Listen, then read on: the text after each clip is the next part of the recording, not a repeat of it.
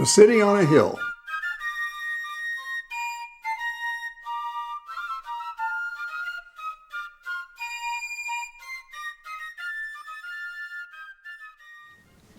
Hello, I'm Don Ramey, a commercial artist. Moody G. Boatwright, the folklorist, said, "A myth is a story, whether true or not, associated with the most cherished values of the believers." End quote. America's account does not extend back to the primordial past.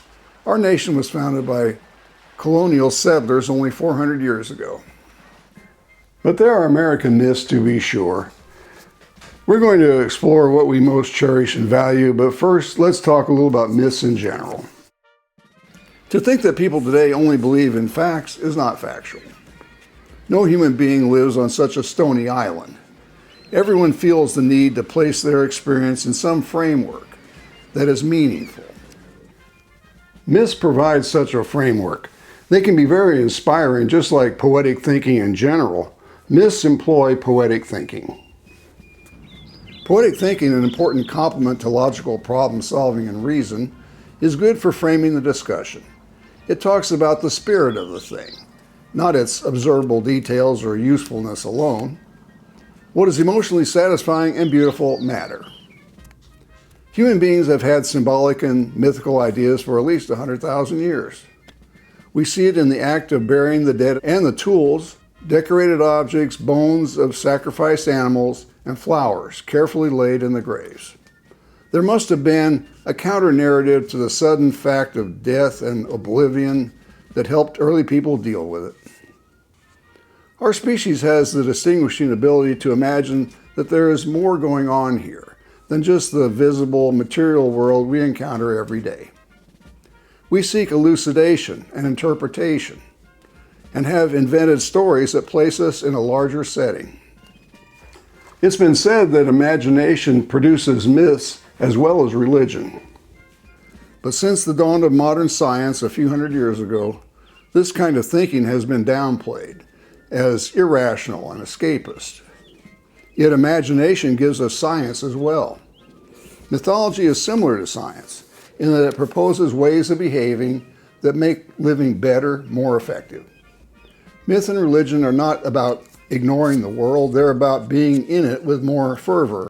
Myths face the unknown, even the ineffable. Encountering a great silence, myth makers tell their stories. But the tales are not for their own sake or merely entertainment.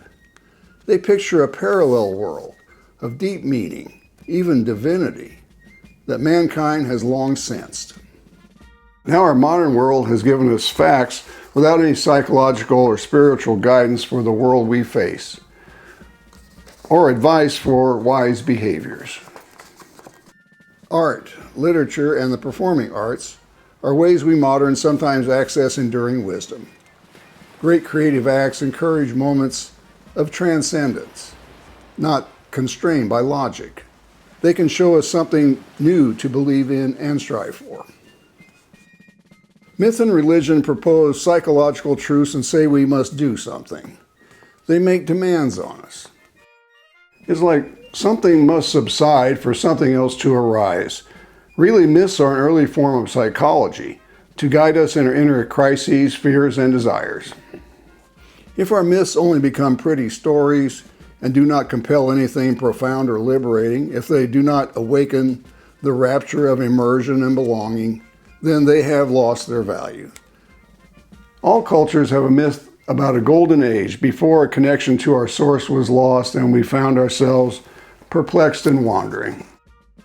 The early hero myths were really coming-of-age stories. The initiate had to face isolation, danger, and possible annihilation. He had to find a strength and status within that took him forward and discover something of value to bring back to his people. In American mythology, our nation itself is on the hero's journey. We are encouraged by the stories to rededicate ourselves to a high calling and combat monsters along the way, especially those within ourselves. A strong experience of the sacred is natural to human beings. Maybe other animals feel this as well. Chimpanzees have been known to stare at sunsets and waterfalls for long periods of time. There's a tantalizing sense of a reality that is almost tangible and only just out of reach. We want to see our everyday lives occurring alongside a spiritual world of vision, understanding, and deep harmony. The main purpose of myth has always been to show people how they could return to the divine world of archetypes, not only in moments of visionary rapture, but in the regular duties of daily life. Paleolithic men of the Old Stone Age hunted majestic herds of animals, likely feeling guilty for taking their lives, since they were living, breathing creatures like themselves. A sacred interpretation arose about 60,000 years ago in widespread places.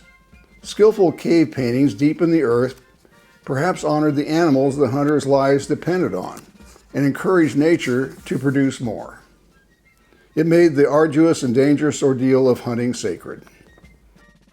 Some 40,000 years ago, hunter-gatherers were inspired to produce the first art depicting human beings, Venus figurines. Perhaps they're a symbol of the miracle of women bringing life into the world. About 200 of these mostly modest pocket-sized masterpieces have been found. They are often interpreted as symbols of fertility, motherhood, beauty, or even totems of survival, although their true meaning is still debated. Again, everyday life was given spiritual meaning. Then, around 10,000 years ago, the Neolithic Revolution brought a new way of life, settled agriculture. An updated mythology arose to make this profoundly significant. The earth itself was like a mother, and placing of a life-giving seed in her was a consecrated act. So we find a religion of a great goddess and local male deities who were encouraged to fertility. Rituals in the fields were performed at night, especially before the spring planting. But everyday acts were made holy as well as the farmers went about their labors. In the middle of the first millennium BC, a new spirituality came into being. The gods and goddesses were becoming more remote. Then the world's great religions and philosophies appeared. This is called the Axial Age, a great turning. Now ritual and pantheons were not so important. Human development moved from a focus on nature and collective identity to a search for meaning beyond the immediate, for something transcendent and individual salvation. Ethical behavior and compassion for others were the main lessons learned. With the scientific revolution and the Enlightenment around 1600 AD, we enter the modern age. Rationality was enthroned and humanity experienced what has been called the death of myth. Nowadays, we see the sacred and profane as separate, even antithetical. Our ancestors knew that anything, no matter how lowly, could embody the sacred. Human nature has not changed that much over time. Mankind still longs for transcendent meaning. Myths can last a very long time, but being unchanging, sometimes they lose their force or lose adherence. If our myths are not working, if they don't require anything of us or help us grow, we can revive them or new ones might win followers. But what made the traditional myths powerful were that they drew people together, and rituals and actions associated with them brought the stories to life. We all have to be heroes sometime in our life to confront unavoidable realities and pass on to the next stage. The myth of the hero was not intended to provide us with external icons to admire, but a way to access the heroism within ourselves. During the 20th century, some modern myths emerged, which proved to be highly destructive. They have been narrow and egotistical, exalting our particular racial or ethnic identity and demonizing others. These kinds of myths fail because they do not include the compassion and respect for the sacredness of life that have been proclaimed by every world religion since they arose in the first millennium BC. We cannot combat these bad myths by reason alone. The heart must be led in a different direction to challenge our self-centeredness and venerate the sacred again. Every country has national myths, inspiring stories about the past. They're important emblems, but not everybody holds a given myth in high esteem. In many cases, the meaning of the national stories are disputed among different segments of the population. And since the collections of narratives evolved over time, it's rare to find a clear and articulate intention in any set of national myths throughout history. Still, we have a very powerful mythology in this country. Let's start with an important myth from the Pilgrim days, the shining city on a hill. Here's an illustration I did of the idea. We often think of the birth of our nation as a triumphant event in world history. Alongside this is a belief that America was, from the beginning, singular with a unique calling. A divine mission was compellingly expressed by the Puritan John Winthrop in 1630. In the midst of the voyage that resulted in the founding of Boston, he delivered a lay sermon now famous for proclaiming, quote, "We shall be as a city upon a hill. The eyes of all people will be upon us," end quote. Winthrop was venturing, if not proclaiming, that this new society would be monumental, a model to help lead all other nations to God. He was, in reality, imagining New England to be the conclusion of the Reformation, even the culmination of world history. America, from the first, had a role to play in putting the world right. The Puritans were separatists, a religious sect that thought the Church of England was too much like the Roman Catholic. They escaped persecution by going to Holland. There, some of the separatists further split off and became the Puritans. Even more fundamentalist and pious, the Puritans couldn't stand living next door to Catholics and atheists in Holland. So they risked everything for a new life in America. The first group of Puritans arrived at Plymouth, Massachusetts in 1620 and managed to survive, if not flourish. Now, 10 years later, John Winthrop was the leader of a fleet of 4 ships bound for Massachusetts Bay, a vanguard of 11 vessels altogether with about 700 Puritans aboard. Massachusetts would see enacted in the extreme the idea that the pure church, the true body of Christ, could arise anywhere, even in the wilderness of America. The Puritans could never have imagined the great nation that would one day stand on these shores. This is Boston today. Winthrop's text was forgotten for nearly 300 years until the late 1930s. Then the great Puritan scholar at Harvard, Perry Miller, argued for it as America's founding moment. It has been quoted by almost every American president since John F. Kennedy. Ronald Reagan loved the phrase, "a shining city on a hill." It was he who misquoted Winthrop, inserting the word shining. President Reagan built a commanding articulation of American exceptionalism. It was the idea, as he explained, quote, that there was some divine plan that placed this great continent between two oceans, to be sought out by those who were possessed of an abiding love of freedom and a special kind of courage, end quote. Reagan was an evangelical Christian. But what John Winthrop was actually proposing was completely different from what Reagan was making of it. The sermon called Puritans to be a community with a radical singleness of purpose.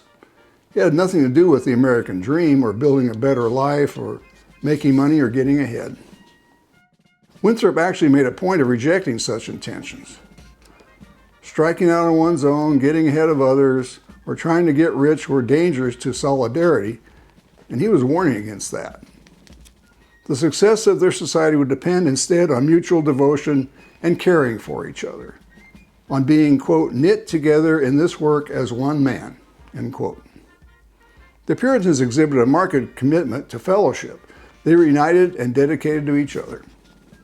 Today, we tend to think of society as an aggregation of individuals. But for early New England thinkers, their community was a single entity or organism, working together towards a specific purpose. Each member had a definite share to contribute. Every person belonged and had a place. For Winthrop, who would serve as the governor of Massachusetts Bay Colony for 12 years, it would be a people founded on the principles of Christian charity, mutual care. But there would also be mutual surveillance to enforce a strict and pure version of their beliefs. Their commitment and dedication to a higher cause in God, as well as the Puritan work ethic, led to unusual prosperity for the community. But they became a victim of their own success. The wealth generated eventually undermined their venture. When making money became the focus, their purposes crumbled.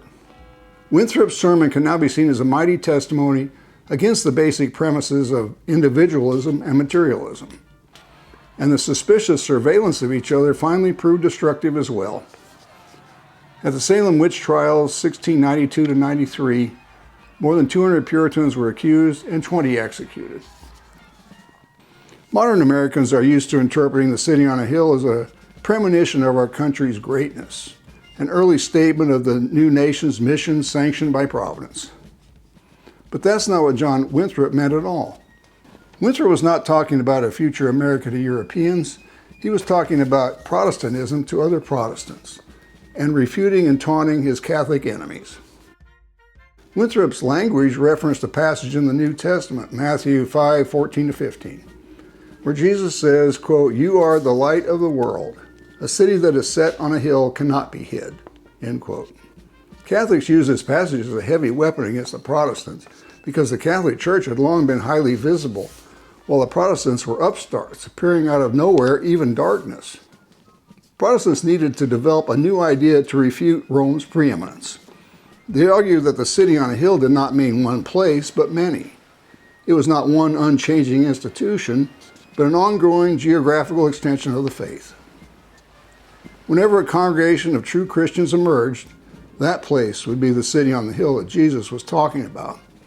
And Winthrop was claiming that the best proof that the city on a hill could be literally anywhere was it arising in such an obscure and unimportant place as the far-flung shores across the Atlantic. When it came to Cold War America, the brilliant city on a hill language was just the rhetoric the country needed. The United States in the 1950s regarded itself as a center of world events, but also profoundly vulnerable to external shocks. The attack on Pearl Harbor, the Soviet atomic bomb, and Sputnik were in recent memory. We even wondered if aliens might be observing us overhead. The eyes of all people upon us might be condemning as well as admiring. The city on a hill could fall. That collapse would drag all humanity to, quote, take the last step into 1,000 years of darkness, as Ronald Reagan warned in the 1964 speech that ushered in his political career. Today, Americans are in a period of transition to a new page in our history. Many of us want our city to shine again, but we have been through a period of ruthlessness, indulgence, and loss of innocence. Can we break the fever? It's been said that nothing is more beautiful than flowers covering a battlefield now still, after peace has come. After all, the guns stopped firing, and the song of the lark could be heard again. Wars end when people decide enough. I remember when I was a boy, there seemed to be one America. Some of my classmates were different colors, some didn't go to our church, but it felt as though we all belonged here. Of course, I was little and didn't know about the harsh realities of history. Back then, when the whole community went to the stadium to see the fireworks, or when thousands of us gathered outdoors in the national parks, there was a sense of our vast and beautiful nation. It was a feeling of profound security. I was among friends, even protectors. America did what was right. A hot, harsh wind from the desert has been felt across the land in recent decades. We don't feel like we belong together anymore. For me, I say enough. I will resist hating other Americans. Hatred is a raging, devouring fire I want no part of. Hate can burn on for years. Enough. The flames die down. Enough.